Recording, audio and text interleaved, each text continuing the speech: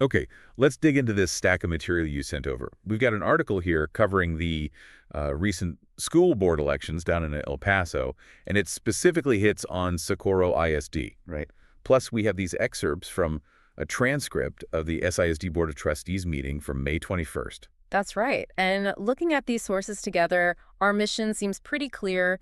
We want to unpack what happened, really understand the immediate context this newly composed SISD board is stepping into. Yeah, and think about what the early implications might be for the district community going forward, right? Exactly. So this deep dive is, well, it's custom tailored just for you, our listener, to help you get a quick but hopefully thorough handle on the situation based only on these specific sources you shared. Absolutely. So thank you for sending them, and let's get started. Okay.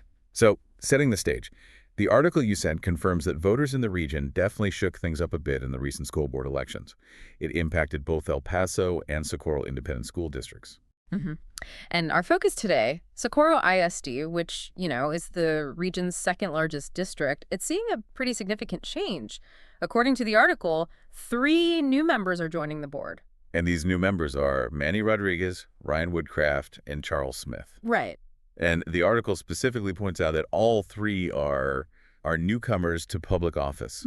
That's a pretty big deal for a district board of this size, wouldn't you say? Oh, absolutely. It changes the dynamic, potentially. And it's interesting, too, looking at the board meeting transcript from May 21st, Paul Gara was the only incumbent who actually ran for re-election and kept his seat. Oh.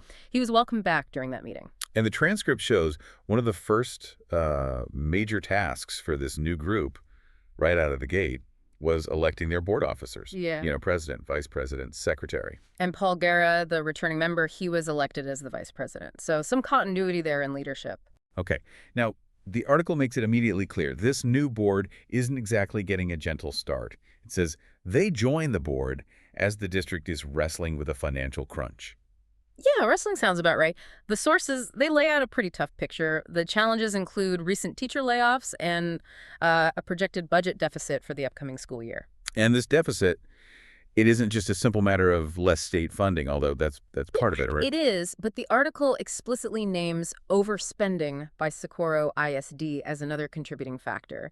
So it's a mix of external and internal pressures, according to the source. And what's crucial to understand here, I think, is how Texas school funding works. It directly ties dollars to daily attendance. Exactly. The article explains that while SISD enrollment had actually been growing for a while, it recently started to decline. And when enrollment goes down, funding goes down. It's tied to the number of students and seats. Fewer students fundamentally means less money coming into the district's operating budget. It's a direct correlation. And the outlook, at least from the article's perspective, isn't super promising in the short term. It warns that without more funding from the state, they anticipate larger deficits and potentially needing to make even bigger budget cuts in the future. Wow. And looking closely at the financial report summary in that board meeting transcript, it really underlines these pressures, doesn't it? It really does. There's a particularly significant projected deficit mentioned just in the employee healthcare fund. It's sitting close to $10 million. $10 million. Just for healthcare. Yeah. The report explains this gap is due to several things: decreased employer contributions, increased employee premiums, and just overall rising healthcare costs. They even point specifically to the impact of expensive medications like GLP-1s. Wow, a $10 million deficit in just the healthcare fund. Yeah. That's a massive problem on top of the general budget crunch. It's huge. It sounds like they recognize the urgency, though. The plan outlined in the meeting is to form a dedicated healthcare fund committee, like right away in June. Yes, and they explicitly stated it will include employees from all different levels, which seems smart. Yeah, trying to get buy-in, maybe? Could be. Their job is to come up with options, maybe premium increases, maybe changes to plan designs, and then bring a recommendation back to the board by August. That committee structure, including the employees, it does seem like maybe a direct response to potential morale issues, given everything else going on. It certainly could be read that way. Okay, so let's talk more about those staffing reductions you mentioned earlier. The article details the teacher layoffs that have already happened. Right, and here's where it gets, well, really interesting and concerning, frankly. The initial announcement, according to the article, was that up to 300 employees could be impacted. 300, that's a huge number for any district. Massive. But in the end, the district ended up laying off only 43 employees, and the source specifies all of them were teachers. Okay, still 43 jobs lost, which is significant, but that's a huge reduction from that initial projection of 300. It is. And the article explains the district made efforts to sort of mitigate the number. They offered a $2,500 separation incentive. Right. And while it was initially capped at the first 100 applicants, 116 employees actually applied to leave the district. So more people took the incentive than they initially planned for. Seems so. They also actively worked to place teachers whose positions were cut into vacant roles elsewhere in the district. They successfully moved about 110 employees into new positions that way. Okay, so some internal shuffling to save jobs. But despite those efforts, certain subjects were hit harder. Right. Yeah, the article lists mostly art teachers, unfortunately, but also mentions math, science, PE, and career technology or education teachers were affected. Seeing those specific subjects highlighted certainly raises questions about, district priorities during a budget crunch. Art, PE, those often seem vulnerable. They often are, and it's framed also as part of a broader trend in the region. While other districts haven't announced outright layoffs, according to this article anyway, it notes that all districts in the area are trying to cut staff primarily through attrition. Meaning just not filling positions when people leave or retire. Exactly. Because of declining student enrollment pretty much across the board. So SISD's layoffs are maybe an acute version of a wider regional challenge. Got it. And we see the board and administration still grappling with this in that May 21st meeting transcript, don't we? We do. The HR update shows the district was continuing to work on the reduction in force, the RIF results. They were bringing back some contracts even then. Oh, really? Yeah, the numbers mentioned in the meeting transcript itself show they had reduced the RIF list from 43 down to 36 teachers at that point in time. Okay. And had placed 14 employees in positions before that May meeting even happened. And a board member's reaction, it's captured in the transcript, was actually quite positive about this news, highlighting the efforts to reduce the impact. Okay, so moving from the sort of financial and staffing decisions to the direct feedback the new board received, that May 21st board meeting transcript gives us a window into community concerns, right, during the public comment period. It really does. It's that direct channel for the community to speak right to the new board members, often on their very first official meeting. So what kind of concerns were front and center for the community members who decided to speak up? Well, several significant themes emerged, and it felt like a chorus of concerns in some areas. Special education services were a major focus. Okay. Multiple speakers raised really passionate concerns about students aged 18 and older, specifically mentioning situations where students were allegedly being asked to graduate early or denied services they're entitled to under IDEA. That's the Individuals with Disabilities Education Act, right? Yeah. Guarantees services up to age 21 if needed. Correct. And speakers highlighted issues with inconsistent IEP reports. That's the Individualized Education Program. Also, a perceived lack of practical preparation for independent living skills, job skills. Real world stuff. Exactly. And a critical need for Spanish translation services and translated progress reports for parents who need them. That seems basic, but maybe overlooked. Apparently. There were even allegations of discrimination, specifically regarding participation in spring games, and a strong belief among these speakers that these issues are directly tied to the district's budget deficits and cuts. So linking the service issues directly to the money problems? Explicitly. Speakers called for the district to uphold its, quote, moral and legal responsibilities, and specifically suggested bringing back needed job training programs for students with disabilities. It's clear this is a deeply emotional and critical area for many families. Wow. So really impactful concerns about legal rights, practical support, and the potential human cost of budget issues on some of the most vulnerable students. What about employee support? Did that come up? It did. A speaker representing an employee alliance, they welcomed the new board, but then immediately pivoted to asking them to revisit that separation incentive stipend we talked about. The $2,500 one. Yes. They pointed out that while over 100 employees took the offer to leave, not all of them actually received the stipend because of specific criteria. Oh, yeah. They argued that offering additional stipends could potentially save some remaining jobs and, maybe more importantly, would demonstrate good faith to employees who are watching really closely how the district treats its staff during these tough times. That makes sense. Any other employee concerns? Yeah, another speaker voiced serious concern about potential negative pay adjustments, especially how they might impact lower salaried staff. They highlighted the existing financial struggles for these employees and basically pleaded with the district not to make their situation worse. Understandable. Were there also comments touching on broader district operations or maybe calls for more transparency? Yes, definitely. One public comment offered a pretty practical suggestion looking into rooftop solar installations to reduce the district's high electricity costs. Oh, interest. Yeah, and they noted pointedly that the August electricity bill for just one high school could potentially cover a teacher's salary for the entire year. Wow, that puts it in perspective. It does. Other concerns raised related more to transparency and adherence to rules, specifically questions about the legal requirements for where the student code of conduct must be posted. Is it just the website, or does it have to be on campus? And a desire for more time for public debate on legal matters during the board meetings themselves. Okay. And even the process for finding a new superintendent came up in public comments. That's right. A former board member spoke specifically to disagree with the idea of a confidential superintendent search process. Meaning keeping the candidate secret. Essentially, yeah. They advocated strongly for essential community involvement, citing past district practices, and just the importance of community voice in selecting the district's top leader. Okay, so we have the context. New board, major financial and staffing challenges, and a pretty clear list of pressing community concerns presented right on, basically, day one. Pretty much. How did the board and the administration start to address or plan for these issues during that meeting, based on the transcript? Well, the transcript shows the interim superintendent did respond directly to some concerns. Specifically regarding special education, he stated he would look into the specific situation mentioned by one speaker. Okay, a direct follow-up. Yes, and also look into the possibility of providing those translation services for ARD meetings. ARD meetings. Those are the key special ed meetings, right? Admission, review, dismissal. Correct. So acknowledging that need.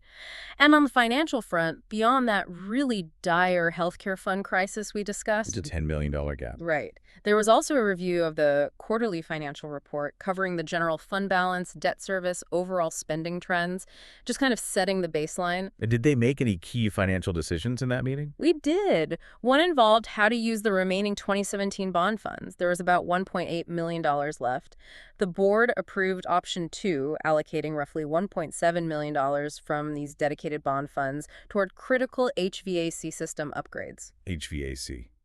Heating and cooling. Where are those upgrades happening? Specifically at Mission Ridge in Wing Z&D, and critically at Sierra Vista STEAM Academy in areas K and H. Sierra Vista. Wasn't that one of the STEM certified schools? It was. And the source material highlights that Sierra Vista's system is particularly obsolete with parts that are really hard to find. So these upgrades sound essential, not just for comfort, but just keeping the buildings functional. Makes sense. There was also a note about the cost needed to fix other obsolete areas, estimated around $700,000 more. So it suggests more HVAC needs exist beyond just this project. Okay. And they also approved a final payment for a track refurbishment. Yes, over $733,000 for the Socorro High School track refurbishment project. Socorro High. Okay. And the source clarifies this was a complete rebuild funded by the bond, importantly, not the general operating fund. Oh, okay. Bond money versus operating money. Exactly. And it apparently wasn't originally part of the high school modernization project, but got moved to bond funding specifically to free up general fund dollars, which is pretty interesting given the current budget constraints we've been talking about. Yeah, that context matters. It also seems like the board is taking some direct steps to address that community feedback on transparency and involvement we heard about. Absolutely. The approval of the Finance and Operations Advisory Committee charter is presented as a direct outcome of recent stakeholder engagement meetings. So they listened to that feedback. It seems so. The feedback themes were consistently about transparency, needing more involvement, and inviting community voice. This committee seems designed to address that head on. So what will that committee actually look like? Who's on it? According to the charter they approved, it'll be composed of appointees from the trustees and the superintendent, and it will specifically include key district personnel, community representatives, and importantly, representatives from employee organizations. Okay, getting different perspectives. What's its role? Purely advisory. But the timeline is fast. 4 meetings are scheduled just in June and July, with a report due back to the full board by July 23rd. So quick turnaround. Very. And the charter also states the meetings will be open to the public and all the information will be posted online, again, directly addressing those transparency concerns. Got it. Now, finally, the TEA conservators, those are the state officials providing oversight, right? They were present too. They were, and they provided guidance related to the district meeting their exit criteria. Those are the conditions SISD needs to satisfy to eventually have that state conservatorship lifted. Okay, what do they say? They reported they'll now be presenting monthly on those exit criteria to the full board. The criteria mentioned included progress on the superintendent search. Which we heard about in public comment. Right. Also, implementing best practices, demonstrating continuous improvement, and improving communication and parent involvement. Pretty standard oversight goals. What specific initiatives related to those criteria seem most relevant for the district's future and, for the community living there? Several points stood out from the conservators' report in the transcript.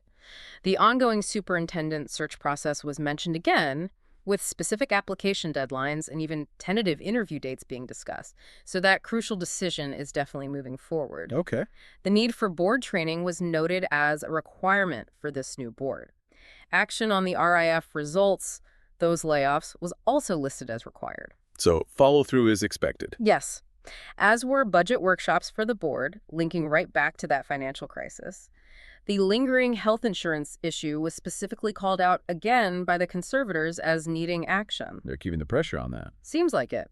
They also mentioned the update on discretionary state funding being less than hoped for, which just reinforces the budget challenges. Any recommendations from them? Yes.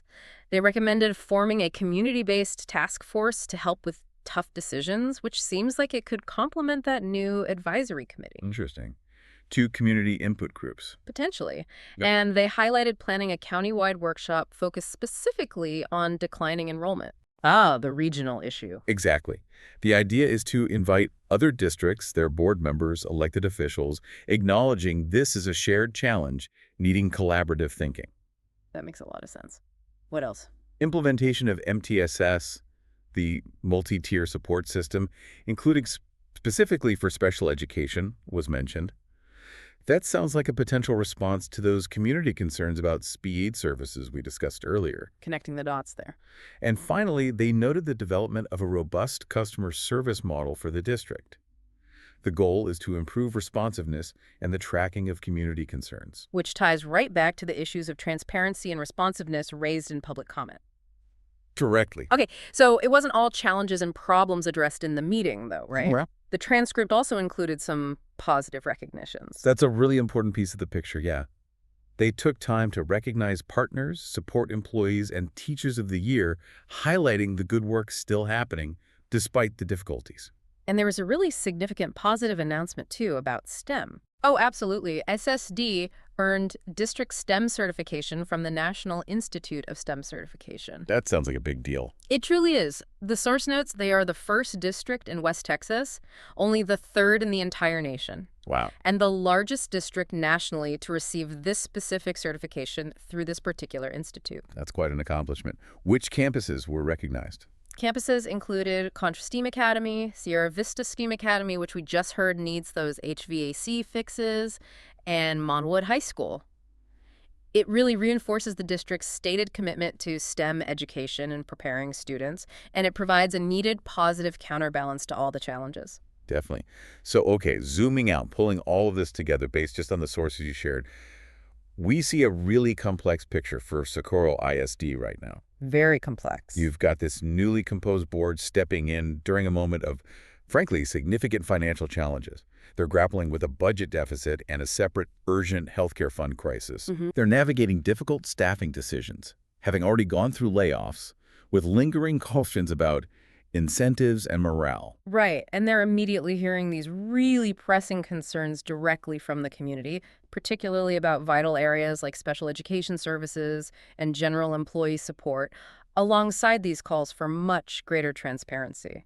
At the same time, though, the sources show the district is celebrating real achievements, like that impressive STEM certification. Yeah, you have to acknowledge the good news, too.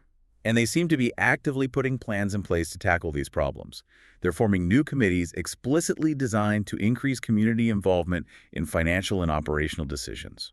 And strategically planning for the future through things like budget workshops, addressing those critical infrastructure needs with bond funds, developing a better customer service model. All while operating under the guiding hand and the requirements of the state conservators. It's a lot to juggle. It really is. Understanding these details, drawn from both the election article and that board meeting transcript, hopefully gives you, our listener, a much deeper insight into the forces shaping public education in the district right now, and what the immediate focus likely will be for this new board as they navigate these intersecting challenges.